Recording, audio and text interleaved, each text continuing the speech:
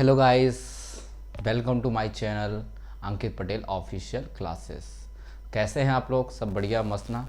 चलिए अपन ने तो पहले अभी जो क्वार्टरली एग्जाम अभी 9th के जो हुए थे, अभी तो पेपर सॉल्व कर लिए अपने, तो अभी तो पढ़ाई चालू की नहीं है। इसलिए आज अपन क्लास 9th मैथ का चैप्टर फर्स्ट के कुछ परिचय देखेंगे। उसमें है क्या, उसमें फर्स्ट चैप्टर में जैसे कि नंबर सिस्टम है, संख्या पद्धति, उसके बारे में पढ़ेंगे कि संख्या में आते आते क्या, जैसे कि अपन तो नंबर जानते हैं ना, 1 2 3 4 5 6 7 8 9 जो इन्फिनिटी तक अनंत तक होती हैं, लेकिन इनको भी नंबरों को डिवाइड किया गया है कि कौन से नंबर कहाँ तक आएंगे। ये नंबर आएंगे जैसे कि नाम होते हैं कुछ, तो इनको प्राकृत संख्या कहते हैं, किसी को पूर्ण संख्या, किसी को पूर्णांक संख्या, किसी को परिमेय संख्या, किसी को अपरिमेय संख्या, और क्या कहते हैं भाज्य संख्या भी होती हैं, अभाज्य संख्या भी होती हैं, वास्तविक संख्या होती हैं।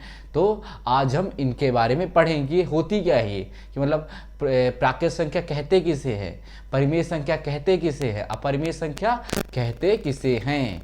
ओके, ठीक है, चालू करें। और चालू करने से पहले फिर से एक बार कहना चाहूँगा, अभी तक आपने अगर मेरे चैनल को सब्सक्राइब नहीं किया तो गाइस सब्सक्राइब कर लीजिए, जिससे कि आपको ही फ़ायदा होगा। जैसे मैं नई वीडियो डालूंगा तो आपको मतलब पता चल जाए कि सर ने नई वीडियो डाली है, तो हम पढ़ लें।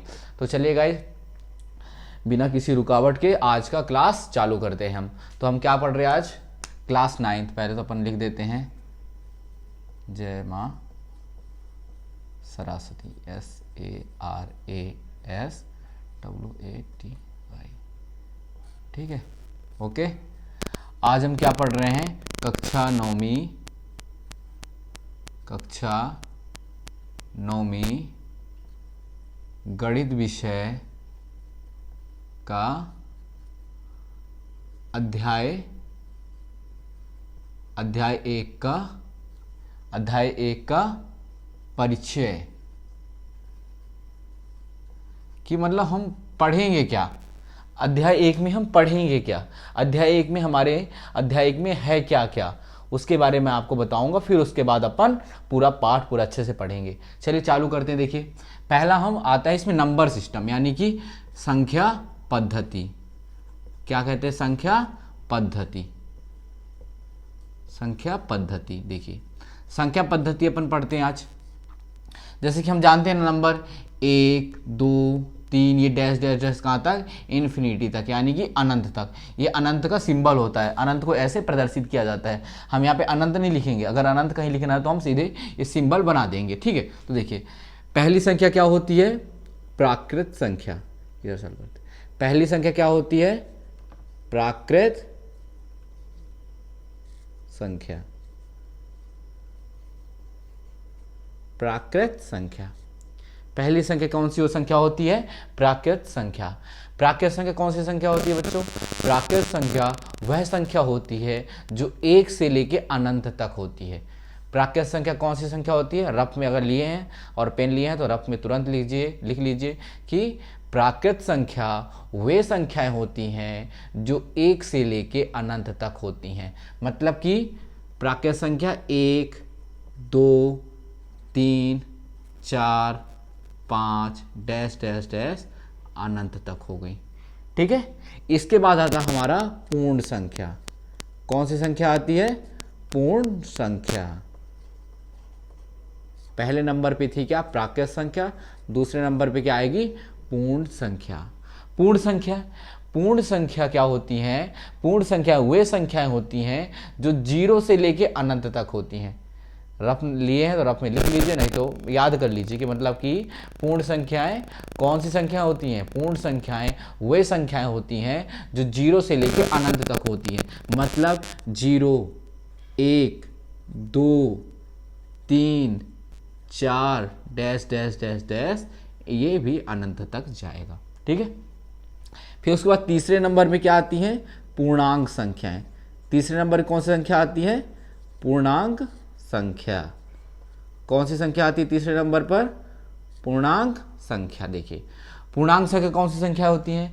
पूर्णांक संख्याएं वे संख्याएं होती हैं जो माइनस अनंत से लेके प्लस अनंत तक होती हैं। देखिए बताता हूँ, जैसे कि नंबर है अपना, जैसे कि अपन लाइन खींच लेते, ठीक है, अपन ये लाइन खींच ले, ये 0 है यहाँ पे, ये क्या है? 0 है ना, ये क्या है? 0। 1 2 3 4 5 डैश डैश डैश डैश, ये अनंत तक गया मान लो इधर, ठीक है।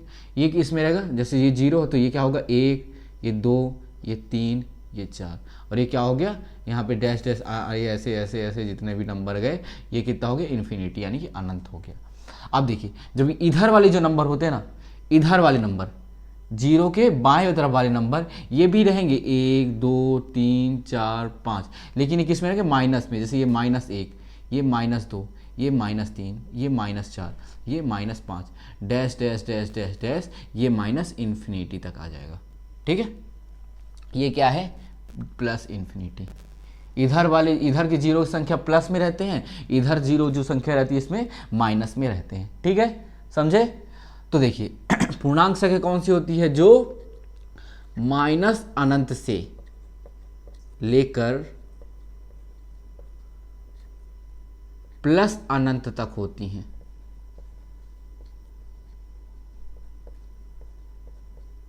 क्या, जो माइनस अनंत से लेकर प्लस अनंत तक होती हैं, क्या है पूर्ण संख्याएं। पूर्ण संख्याएं वे संख्याएं होती हैं जो माइनस अनंत से लेकर प्लस अनंत तक होती हैं। उसके बाद देखिए चौथे में क्या आता है, परिमेय संख्याएं। परिमेय संख्याएं, परिमेय संख्याएं, परिमेय संख्या की परिभाषा बहुत सरल है।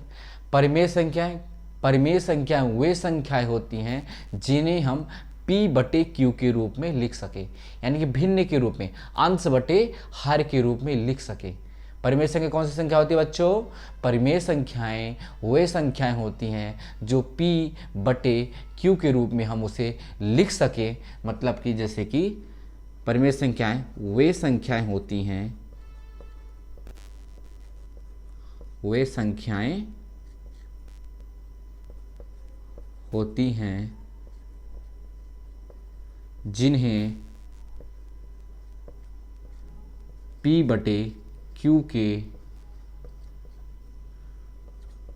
रूप में लिखा जा सके। इसकी एक कंडीशन है, परिमेय संख्या की कंडीशन है कि जो Q है कभी भी 0 नहीं हो सकता है।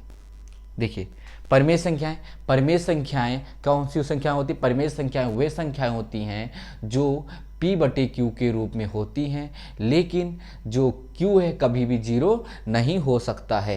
क्लियर, जो Q है कभी भी 0 नहीं होगा। मतलब कि जैसे कि P/Q के नंबर जैसे होंगे, जैसे कि हम 3/4 लिख दिए, है ना, 3/4 लिख दिए, ये क्या हो गया परिमेय संख्या हो गया। लेकिन यहाँ पे अगर 3/0 है, देखिए 3/0 है, इसका आंसर कितना आ गया अनंत, ये अपरिमेय संख्या है, ये परिमेय संख्या नहीं है, क्योंकि जो कंडीशन ही है इसकी, परिमेय संख्या की कंडीशन ही है कि जो Q है कभी भी 0 नहीं होगा। P 0 हो सकता है, P 0 हो सकता है, क्या है P 0 हो सकता है, लेकिन Q कभी 0 नहीं हो सकता है। मतलब कि सीधे ये है 0/3, ये परिमेय संख्या है, क्योंकि उसका कंडीशन ये फॉलो कर रहा है कि Q जो है 0 नहीं है, P 0 हो सकता है। मतलब कि सीधे क्या है, अगर आप कॉपी ले तो लिख लीजिए क्या, कि परिमेय संख्याएं वे संख्याएं होती हैं, परिमेय संख्याएं वे संख्याएं होती हैं जो P/Q के रूप में होती हैं, लेकिन इसका Q कभी भी 0 नहीं हो सकता है। Clear, got it. उसके बाद देखिए आगे बढ़ते हैं, ये लिख देता हूँ, इसको हटा देता हूँ। उसके बाद आता है क्या, अब इसको मैं मिटा दूँ ना, कोई वो तो नहीं, परेशानी नहीं है ना, फिर देख लेना आप लोग, रिपीट करके वीडियो को फिर से देख लेना। अब देखिए इसके बाद 5वें नंबर में क्या आता है, अपरिमेय संख्याएं।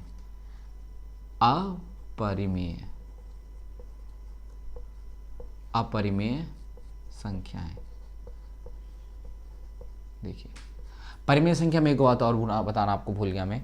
परिमेय संख्या जैसे कि देखो अब 2 है, क्या है 2, आपसे क्वेश्चन पूछेगा कि क्या 2 परिमेय संख्या है, तो मेरा आंसर रहेगा जी हाँ, 2 एक परिमेय संख्या, क्योंकि हम इसे 2/1 के रूप में लिख सकते हैं।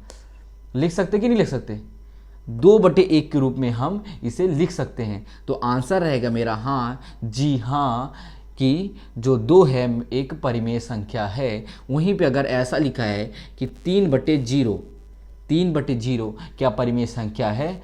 नहीं, 3/0 परिमेय संख्या नहीं है, क्योंकि हमने पढ़ा है कि जो इसका कंडीशन है कि q कभी भी 0 नहीं हो सकता, यानी कि जो हर है, p को हम अंश कहेंगे, है ना, और q को अपन हर कहेंगे। ठीक है, क्लियर?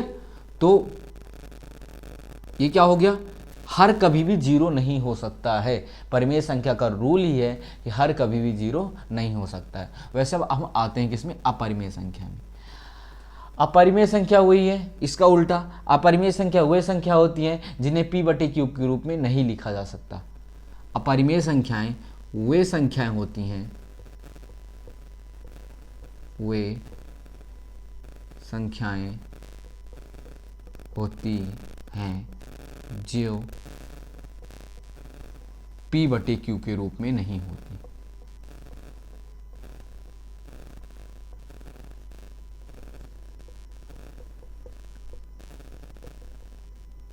नहीं होती, ठीक है, p/q के रूप में नहीं होती हैं। तो देखिए अपरिमेय संख्या, जैसे मान लीजिए वर्गमूल 3, ये क्या है? अपरिमेय संख्या है।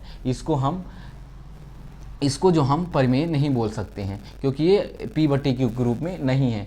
ठीक है, अब यहीं पे मान लीजिए वर्गमूल 4 है। क्या दिया है? वर्गमूल 4। तो वर्गमूल 4 को मैं 2 लिख सकता हूँ। लिख सकता हूँ कि नहीं लिख सकता हूँ? क्योंकि वर्गमूल 4 का हम 2 बार गुणनखंड कर देंगे, 2 × 2, तो ये कितना हो जाएगा? वर्गमूल 4 होता है। ठीक है, तो वर्गमूल 2 और वर्गमूल 2 का अगर वर्गमूल 2 × वर्गमूल 2 करते हैं तो 2 वर्गमूल जुड़ के एक रियल नंबर बनाते हैं। क्या? 2 वर्गमूल जुड़ के वही नंबर, वही दो नंबर जो वर्गमूल में, तो वही 2 उनका जुड़ के क्या एक बनाते हैं? एक रियल नंबर बनाते हैं। तो जैसे कि वर्गमूल 2 × वर्गमूल 2 हो गया, तो इसका आंसर कितना आ गया? 2। तो ये क्या हो गया? ये परिमेय संख्या हो गया। ये क्या हो गया? परिमेय संख्या हो गया। मतलब अपरिमेय संख्या वही संख्या होती हैं जिनका जो या तो दशमलव रूप में हो यहाँ पे, या फिर वर्गमूल रूप में हो, जिनका हम p/q के रूप में नहीं लिख सकते उसे। जैसे मान लीजिए पाई का मान हम क्या मानते हैं? 22/7। ये हम मानते बस हैं। हमेशा ध्यान रखिएगा कि पाई का मान जो हम बोलते हैं ना 22/7, तो 22/7 तो एक परिमेय संख्या हो गई। क्या है? 22/7 तो एक परिमेय संख्या हो गई, लेकिन ये एक्चुअल मान नहीं है। पाई का जो एक्चुअल मान होता है 3.1425 ऐसा कुछ होता है, रियल नंबर मुझे भी नहीं पता है, लेकिन ऐसा ही होता है। इसलिए जो हम पाई को एक अपरिमेय संख्या के रूप में रखते हैं, क्योंकि ये भले हम 22/7 बोलते हैं, ये 22/7 पाई का मान 22/7 है, तो ये p/q के रूप में जो फार्मूला है उसका अप्लाई कर रहा है इसमें, लेकिन ऐसा नहीं है। क्या? ऐसा नहीं है। ये जो 22/7 है इसका हम मान रख देते हैं ऐसे कि अपने सुविधाजनक के लिए। इसका एक्चुअल मान 3.41 कुछ होता है, जो कि एक अपरिमेय संख्या है। ठीक, क्लियर? Got it? ये हो गई 5वां। 6वें नंबर में हम क्या पढ़ते हैं? भाज्य संख्याएं पढ़ते हैं। क्या पढ़ रहे हैं? भाज्य संख्याएं। भाज्य संख्याएं पढ़ेंगे। भाज्य संख्याएं वे संख्याएं होती हैं जो खुद से उनका भाग चला जाए और किसी और संख्या से भाग चला जाए। क्या हो गया? जैसे कि मान लो 2 भाज्य संख्या नहीं है। ठीक है, 2 भाज्य संख्या नहीं है। 4 हो गया, और क्या हो गया? 6 हो गया। 6 का 2 से भाग जा रहा है, 3 से भी भाग जा रहा है। 10 हो गया, 9 हो गया, 8 हो गया। ये सब भाज्य संख्याएं, मतलब कि खुद से भी भाग जाने के अलावा किसी और से भाग चला जाए। खुद से भाग, जैसे कि मान लो 4 का तो 4 से भाग चला जाएगा। ठीक है, लेकिन देखिए मान लीजिए, अब देखिए 2 का 2 से भाग चला जाएगा। 2 का 2 से तो भाग चला जाएगा, लेकिन क्या 2 का किसी और से भाग चला जाएगा? नहीं जाएगा। क्या 3 का किसी और से भाग जाएगा? नहीं जाएगा। भाज्य संख्या कौन सी संख्याएं होती हैं? जो खुद के अलावा किसी और संख्या से भी उनका भाज्य हो जाए, किसी और संख्या से उनका भाग चला जाए, वो क्या कहलाती है? भाज्य संख्याएं। अब क्या आता है 7वें नंबर में हम पढ़ेंगे अभाज्य संख्याएं। अभाज्य संख्याएं। देखिए अभाज्य संख्याएं, अभाज्य संख्याएं कौन सी संख्याएं होती हैं? अभाज्य संख्याएं वही संख्याएं होती हैं जिनका केवल खुद के अलावा और किसी से भाग नहीं जाएगा। जैसे क्या हो गया?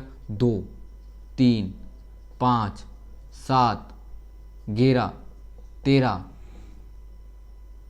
17, 19, ये सब क्या है? अभाज्य संख्या है। देखिए 2 के अलावा किसी से और भाग जाएगा इसका? नहीं जाएगा। 3 के अलावा नहीं जाएगा।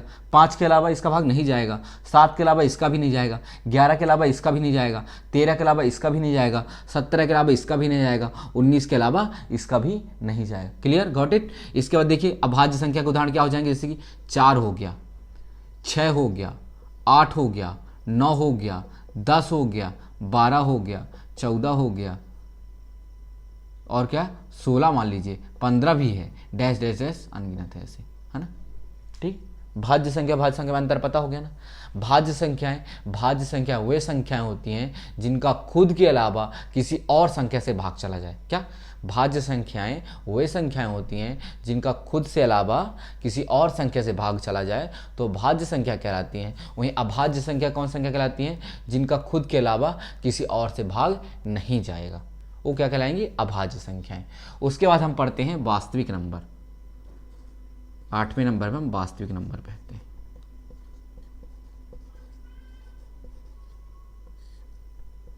वास्तविक संख्याएं, वास्तविक संख्या का सीधा एक फार्मूला यही है, ये जितने नंबर हैं सब वास्तविक नंबर है।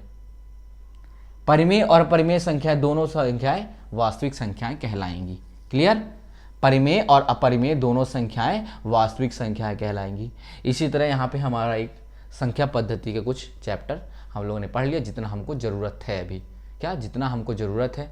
हमने क्या क्या पढ़ लिया? पहला प्राकृत संख्या पढ़ लिया, दूसरा पूर्ण संख्या पढ़ लिया, तीसरा पूर्णांक संख्या, परिमेय संख्या, अपरिमेय संख्या, भाज्य संख्या, अभाज्य संख्या, वास्तविक संख्या पढ़ लिया हमने ना। प्राकृत संख्याएं, अब देखिए रिपीट कर लेते फिर से। प्राकृत संख्याएं वे संख्याएं होती हैं जो 1 से लेके अनंत तक होती हैं, प्राकृत संख्या कहलाती हैं। पूर्ण संख्याएं वे संख्याएं होती हैं जो 0 से लेके अनंत तक होती हैं। क्या? 0 से लेके अनंत तक होती हैं, क्या कहलाती हैं वो? प्राकृत संख्या, पूर्ण संख्याएं। उसके बाद हम पूर्णांक संख्या में आते हैं। पूर्णांक संख्या कौन सी संख्याएं होती हैं? पूर्णांक संख्याएं वो संख्याएं होती हैं जो माइनस अनंत से लेके प्लस अनंत तक, मतलब कि पूर्णांक संख्या जितने भी नंबर हैं, क्या? जितने भी नंबर है, चाहे धन में हो चाहे ऋण में हो, सभी पूर्ण संख्या कहलाएंगी। ठीक है? जितने भी नंबर हो, चाहे वो धन में हो चाहे ऋण में हो, सभी पूर्ण संख्याएं कहलाएंगी। उसके बाद हम आते हैं परिमेय संख्याएं में। परिमेय संख्याएं वे संख्याएं होती हैं जिन्हें हम p/q के रूप में लिख सकते हैं। क्या? जिन्हें हम p/q के रूप में लिख सकते हैं, लेकिन इसका q कभी भी 0 नहीं हो सकता है। क्या समझ गए ना? q कभी भी 0 नहीं होगा। अपरिमेय संख्या वे संख्या होती है जिन्हें हम p/q के रूप में नहीं लिख पाएंगे, जैसे कि वर्गमूल 3, वर्गमूल 5, वर्गमूल 7, वर्गमूल 8, ठीक है, वर्गमूल 10। ठीक है? उसके बाद हम भाज्य संख्याएं पढ़ रहे थे। भाज्य संख्याएं वे संख्याएं होती हैं जिनका खुद के अलावा किसी और से भाग चला जाए। क्या? भाज्य संख्याएं वे संख्याएं होती हैं जिनका खुद के अलावा किसी और से भाग चला जाए। जैसे 4 हो गया, 4 का 4 के अलावा 2 से भी भाग चला जाता है। 6 के अलावा 2 और 3 दोनों से भाग चला जाता है। 8 का 2 और 4 दोनों से चला जाता है। 16 2 4 8 तीनों से चला जाता है। ऐसे ही क्या कहलाएंगे? ये भाज्य संख्या कहलाएंगे। अभाज्य संख्याएं वे संख्याएं होती हैं जिनका खुद के अलावा और किसी से भाग नहीं जाएगा। जैसे 2 का 2 के अलावा भाग जाएगा क्या? नहीं जाएगा। जैसे 3 का 3 के अलावा भाग किसी से और नहीं जाएगा। 5 नहीं जाएगा। वो क्या कहलाएंगी? अभाज्य संख्याएं। अब लास्ट में हम पढ़ रहे हैं क्या? वास्तविक संख्याएं परिमेय और अपरिमेय संख्याएं, दोनों संख्याएं वास्तविक संख्या कहलाती हैं। ठीक है? क्लियर? Got it? इसके बाद देख लीजिए एक बार और आप लोग, प्राकृत संख्या, पूर्ण संख्या, पूर्णांक संख्या, परिमेय संख्या, अपरिमेय संख्या, भाज्य संख्या, अभाज्य संख्या, वास्तविक संख्या। देखिए अब इसमें बता रहा हूं क्वेश्चन कैसे बनता है। इसमें भी आपका सत्य और असत्य का क्वेश्चन बनता है ना। ट्रू और फॉल्स का क्वेश्चन बनेगा आपका कि क्या यह वाक्य ट्रू है कि यह फॉल्स है। देखिए क्वेश्चन ऐसा आता है कि क्या सभी प्राकृत संख्याएं, क्या ये जो प्राकृत संख्या 1 से लेकर अनंत तक होती हैं। क्या सभी प्राकृत संख्याएं पूर्ण संख्या हो सकती है? तो मेरा आंसर रहेगा जी हाँ। क्या? हाँ, सभी प्राकृत संख्या पूर्ण संख्या हो सकती है, क्योंकि जो पूर्ण संख्या वो 0 से चालू होता है और प्राकृत संख्या 1 से। तो 0 देखिए, अब प्राकृत संख्या 1 से चालू हुआ है, पूर्ण संख्या 0 से चालू हो गया, तो 0 के अंदर 1 2 3 4 इन्फिनिटी है ना, ये है ना, तो क्या हो गया? हाँ, मैं कह सकता हूँ कि सभी प्राकृत संख्या पूर्ण संख्या हो सकती है। लेकिन वहीं इसका उल्टा हो जाए, ऐसा बोल दे कि क्या सभी पूर्ण संख्याएं प्राकृत संख्या हो सकती है। देखिए क्वेश्चन क्या आ जाए कि क्या सभी पूर्ण संख्याएं प्राकृत संख्या हो सकती है, तो मेरा आंसर आएगा नहीं, क्योंकि 0 एक पूर्ण संख्या है लेकिन 0 एक प्राकृत संख्या नहीं है। ठीक है, क्लियर? 0 एक पूर्ण संख्या है लेकिन जो 1 है और लेकिन 0 एक प्राकृत संख्या नहीं है। इसलिए मैं कह सकता हूँ कि सभी पूर्ण संख्याएं एक प्राकृत संख्या नहीं हो सकती है, लेकिन वही मैं यह कभी कह सकता हूँ कि सभी प्राकृत संख्याएं एक पूर्ण संख्या हो सकती है। ठीक है, क्लियर? वहीं पे जैसे ये मान ले, ये बोल दे कि सभी पूर्णांक संख्या क्या पूर्ण संख्या हो सकती है? नहीं। क्या माइनस इन्फिनिटी पूर्ण संख्या है? नहीं है ना, माइनस इन्फिनिटी पूर्ण संख्या नहीं है। इसलिए मैं ये बोल रहा हूँ कि क्या सभी पूर्ण संख्या पूर्णांक संख्या हो सकती है, तो मैं यस, सभी पूर्ण संख्या पूर्णांक संख्या हो सकती है, लेकिन सभी पूर्णांक संख्या पूर्ण संख्या नहीं हो सकती है। क्लियर? Got it? उसके बाद देखिए, इसमें आपके कुछ फॉर्मूले हैं पार्ट 1 में, इसका मैं अभी लिख लेता हूँ, फिर आप देख लीजिएगा, रिवाइज कर लीजिएगा अपने रफ में, पहले ये लिख लीजिएगा। संख्या पद्धति अपना कंप्लीट हो गया है। ठीक है, संख्या पद्धति अपना कंप्लीट हो गया है। ये कुछ मैं फार्मूले लिख रहा हूँ, इसको आप ध्यान रखिएगा। जैसे देखिए, यहाँ पे मैं मान रहा हूँ ए कोई नंबर है, बी कोई नंबर है, यम भी कोई नंबर है, यन भी कोई नंबर है, माना हमने। ठीक है, हमने माना है, इसके अनुसार पर हम फार्मूला बनाएंगे। देखिए, ए की पावर यम डॉट में ए की पावर यन, क्या है?